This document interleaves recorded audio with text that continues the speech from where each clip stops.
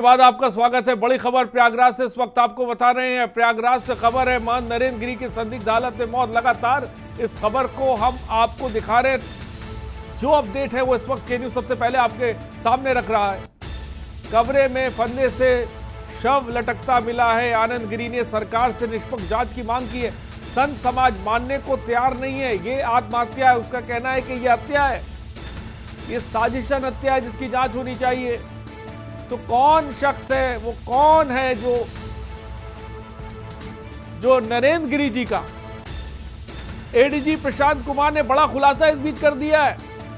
महंत गिरी के कमरे से मिला सुसाइड नोट इस वक्त की सबसे बड़ी खबर। सुसाइड नोट उनके कमरे से मिला है और ये आत्महत्या है, ये बात कही गई है। प्रयागराज से बड़ी खबर इस वक्त आपको बता रहे हैं।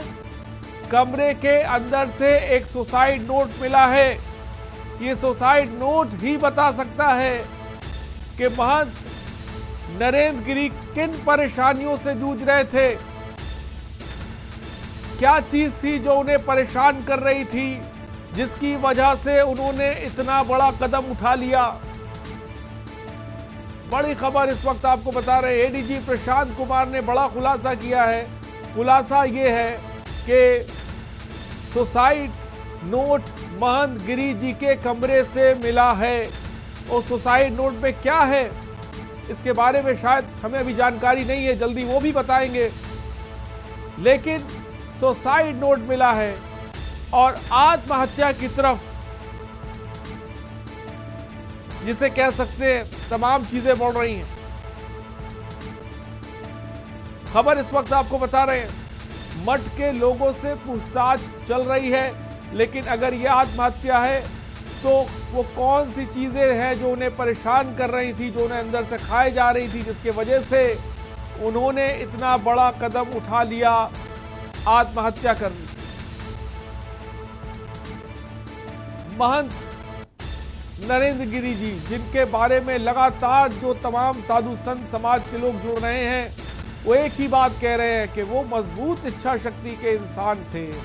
सरल स्वभाव उनका था, बेहतरीन व्यक्तित्व उनका था। वो इतने कमजोर नहीं हो सकते कि आत्महत्या वो कर ले।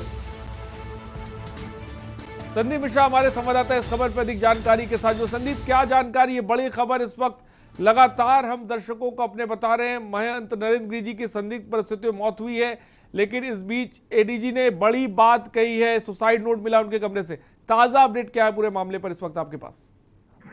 देखिए, बिल्कुल आपको जिस तरीके से बता दें कि उत्तर प्रदेश के डीजी लॉ एंड ऑर्डर ने जिस तरीके से कहा है, सुसाइड नोट वहां से बरामद किया गया है। अभी भी कुछ चीजों की पुलिस जो है वो तलाश कर रही है, वो छानबीन करती नजर आ रही है।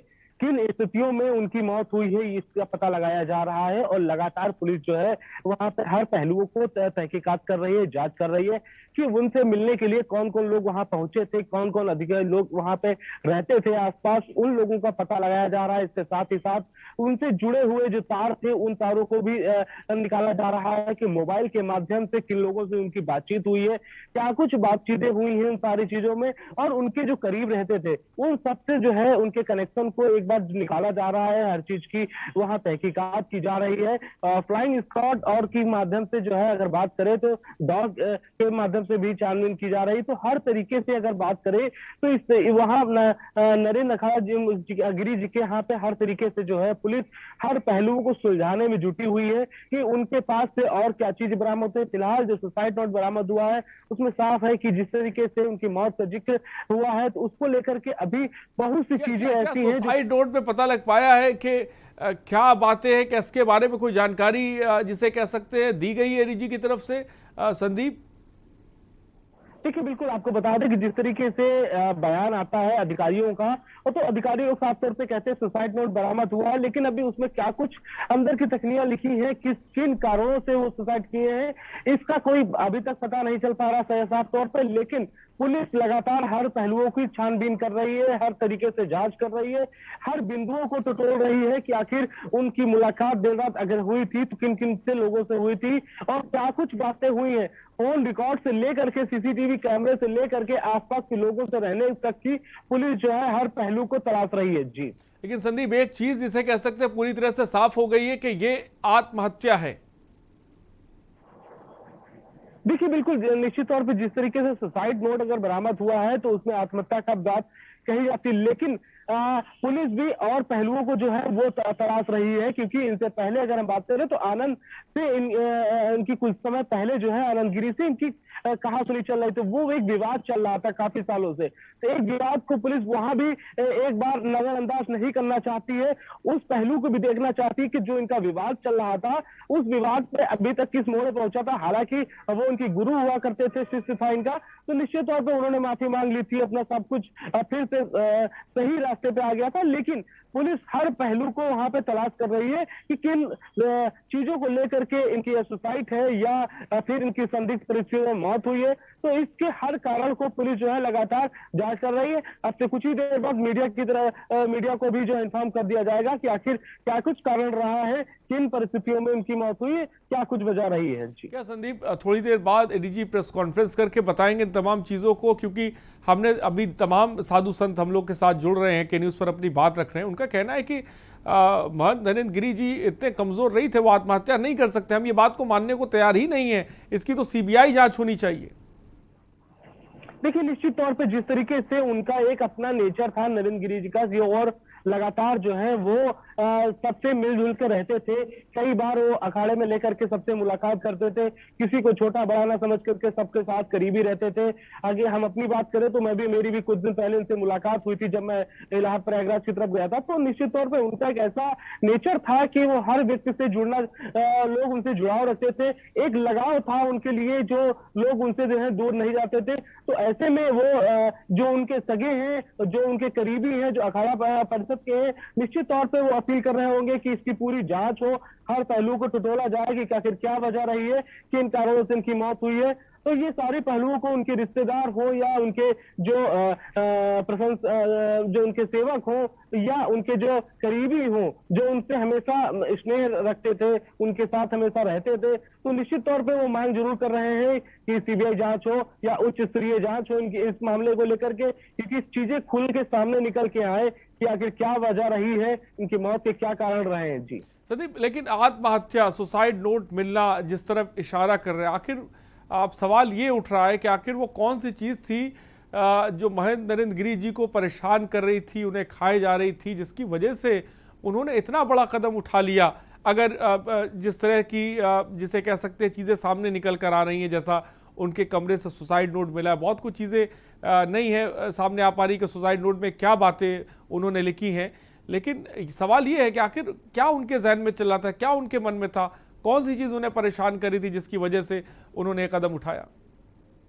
देखिए बिल्कुल एक चीज साफ है कि जिस तरीके से उनके जो राज थे वो राज अब दफन ही हो गए हैं, और उनके किस चीज से वो ग्रसित थे, क्या कारण था उनका परेशानी का कि आखिर वो बड़ी चिंता में रहते थे और अपनी चीजों को खुल के ना कह पाना, और कोई बात ऐसी थी जो उनके मन में वो थी वो लोगों शायद नहीं बता पाए, तो लेकिन अब वो बात उन्हीं के साथ में जो है शांत हो गई है या दफन कह लें। लेकिन इससे साफ है कि जो अखाड़ा परिषद है वो लगातार मांग कर रहा है कि उच्च स्तरीय जांच हो और ठीक से हर पहलुओं को देखा जाए और चीजें जो सामने निकल के आए वो स्पष्ट हो कि आखिर वजह क्या रही है। साफ तौर पे जिस तरीके से उनके कमरे से सुसाइड नोट का मिलना और फिर वहां के जो आसपास के जो कैमरे हैं उनको पुलिस खंगाल रही है, इसके साथ साथ में जो आसपास के जो उनसे संबंध में जो उनसे लोग मिलने जुलने के लिए आते थे उनसे पुलिस जो है पूछताछ कर रही है। फिलहाल कई लोगों को पुलिस ने जो है अपने हिसाब से देखा जाए तो जो अभी थोड़ी देर पहले मेरी बात हुई थी तो कुछ लोगों को पुलिस की नजर भी टेढ़ी हो सकती है, तो उसको भी अंदाजा लगाया जा रहा है। ठीक है संदीप, आप बने रहिए, हम आपसे लगातार अपडेट लेते रहेंगे। फिलहाल बहुत बहुत शुक्रिया तमाम जानकारी के लिए। तो फिलहाल मठ के लोगों से पूछताछ की जा रही है, लेकिन जो बड़ी ताज़ा अपडेट हमने आपको बताई, एक सुसाइड नोट मिला है उनके कमरे से। उस सुसाइड नोट में क्या है इसके बारे में भी के न्यूज़ आपको जल्दी बताएगा। फिलहाल खबर उत्तर प्रदेश में इतना ही, बने रहिए हमारे साथ। नमस्कार। आप देख रहे हैं के न्यूज़, खबरों का सारथी। देहरादून से दिल्ली अब दूर नहीं है। केंद्र सरकार के सहयोग से 5,000 करोड़ की लागत से बने NH 58, 73 व 72 राजमार्ग मुजफ्फरनगर, रुड़की, हरिद्वार, देहरादून के 4 लेन चौड़ीकरण से अब देहरादून से दिल्ली का सफर मात्र 3 से 4 घंटे का रह गया है। उत्तराखंड आगमन और